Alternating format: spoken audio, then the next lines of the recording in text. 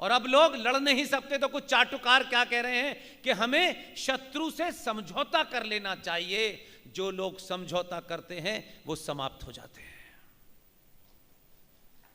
अपनी सुविधाओं के अनुसार समझौता करने वाले लोग कभी जिंदा नहीं रहते।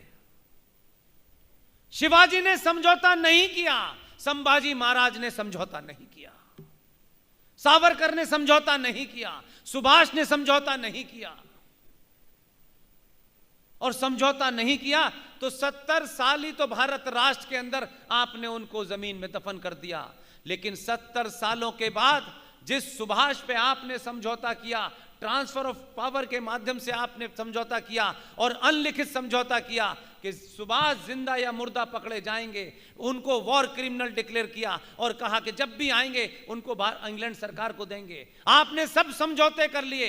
ये 70 साल की बात है। हम खुश नसीब हैं, हम भाग्यवान लोग हैं कि इस दौर में हमें वो मौके मिले हैं, वो क्षण मिले हैं, वो लम्हा मिला है कि हम अपनी भूमिका को उस तरीके से निभाएं। न हमने सुभाष को देखा, न छत्रपति शिवाजी को देखा, न सावरकर को देखा, लेकिन आज जिस सुभाष चंद्र बोस को हजारों मीटर जमीन में दफन कर दिया था कुछ चाटुकारों ने, आपके एक वोट से दिल्ली में जो सत्ता बदली उसका एक नतीजा हुआ। अगर आप मुझसे पूछें 50 चीजों में से तो मुझे शायद 2 या 3 चीजें याद रहेंगी और यही सुख मुझे सुख से मरने देगा। सुभाष के बारे में क्या क्या नहीं कहा गया, लेकिन सुभाष हिंदुस्तान की सत्ता का जो केंद्र है, उस सत्ता के केंद्र पर जो इंडिया गेट बना हुआ है, उस इंडिया गेट पर 28 फीट ग्रेनाइट की सुभाष की मूर्ति जिंदा लग गई है। इसलिए 70 साल के बाद सुभाष पैदा हो सकता है तो छत्रपति शिवाजी भी पैदा हो सकते हैं। इसलिए मैंने आपके उस शहर का नाम वो नाम नहीं लिया, इसलिए मैंने कर्णावती कहा। आपको किससे अनुमति लेनी है और किसका अनुमोदन कराना है? आप सब अपनी बातचीत में, चिट्ठी में, पत्री में इतना कर्णावती लिखिए, जितनी दुकानें हैं उस शहर में, जितने सनातनियों की दुकानें हैं, उस नाम से ना आपका बिजनेस कम होगा, बल्कि मेरा मानना है कि अगर अपनी दुकानों के ऊपर पता लिखने के बाद वो जलील नाम की जगह आप कर्णावती लिखेंगे तो आपको दुनिया में पहचान मिलेगी, इतिहास में दर्ज होंगे। और ध्यान रखिए कि जो ताकत आपके पास है, आप बहुसंख्यक हैं, भीड़ हैं, इस भीड़ का भी किसी अच्छे काम के लिए इस्तेमाल हो सकता है।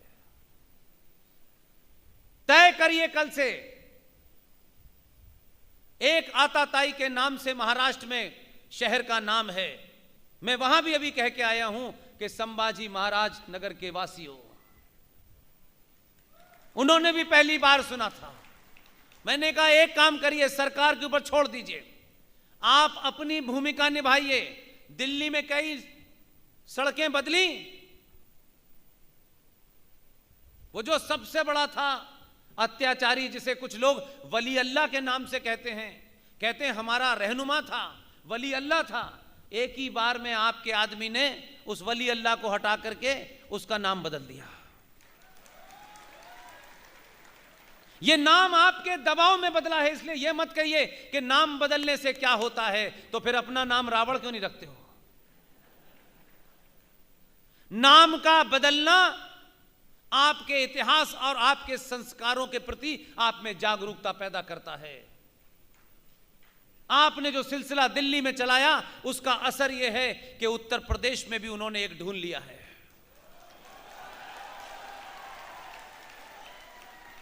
इसलिए नामों का जो लोग ये कहते हैं कि नाम में क्या रखा है, नाम में ही तो सब कुछ रखा है। यह नाम ही तय करता है वॉशिंगटन के एयरपोर्ट पर तुम्हारी आरती उतारी जाए या पैंट,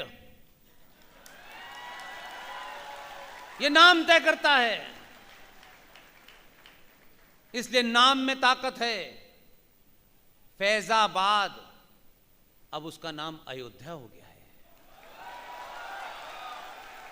इसलिए हमको इतिहास में पढ़ाया गया, एक मुगल बादशाह था, बड़ा सेकुलर था, उसने एक हिंदू महिला से शादी की थी। अच्छा, सेकुलरिज्म का एक नया सर्टिफिकेट है। उस आदमी को सेकुलर कहा गया, गुणगान हुआ, और यहां तक कहा गया कि उसने इस्लाम के अलावा एक नया मजहब चलाया, दीने इलाही। लेकिन उस सेकुलर से किसी ने यह नहीं पूछा कि तू इतना सेकुलर राजा था भाई, तो फिर प्रयागराज को अल्लाहाबाद तूने क्यों रखा? इसलिए जब प्रयागराज नाम रखा गया तो आपको पता है क्या बदला हुआ?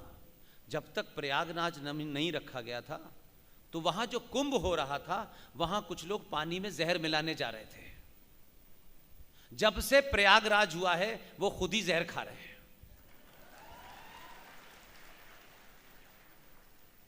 दोनों में फर्क है। इसलिए नाम को लेकर के मेरा बड़ा स्पष्ट मानना है कि आज भी हमारे यहां नाम ऐसे ही नहीं रख देते। नामकरण होता है, उसके मतलब होते हैं। जिन चीजों को हमने दकियानूसी मान लिया है, बैकवर्ड मान लिया है, मूर्खतापूर्ण मान लिया है, माफ करिएगा, पूरी दुनिया में कोई भी चैलेंज के साथ आ जाए सामने, पूरी दुनिया में हमसे ज्यादा साइंटिफिक कोई भी नहीं है। कोई भी नहीं है। हमारे जीने, चलने, फिरने, उठने, बैठने, सोने, खाने, पीने में शुद्ध साइंस है, उसी को सनातन कहते हैं। हम आधुनिकता के चक्कर में, कुछ टाई लगाने के चक्कर में, अंग्रेजी बोलने के चक्कर में हमको लगने लगा कि यही ज्ञानी हैं। जो लोग आज क्लाइमेट चेंज की बात कर रहे हैं उनको पता नहीं है, हजारों हजारों साल पहले जंगलों में बैठने वाले हमारे ऋषि मुनियों ने एक पेड़ को बता दिया था। एक पेड़ को बता दिया था। आज क्लाइमेट चेंज की बात हो रही है, एनवायरमेंट जैसे वर्ड की बात हो रही है, करोड़ों रुपया मीटिंगों में खर्च हो रहा है। हमारे उस एक धोतीधारी हल्का सा कपड़ा डाले हुए जंगल में ध्यान लगा के बैठने वाले ने बता दिया था कि भारत और पूरी दुनिया में जमीन पर एक ही पेड़ है। इसको बचाने के लिए उसने आपकी आस्थाओं का इस्तेमाल किया, सिंबॉलिक किया, क्योंकि हम आस्थावान लोग हैं। जिसमें आस्था रखते हैं उसके सामने नतमस्तक हो जाते हैं। तब नासा था, नासा 1958 में बना है। जिन बच्चों को यह बताया जाता है कि नासा आने के बाद ही हमें पता चला कि दिन कैसे निकलता है,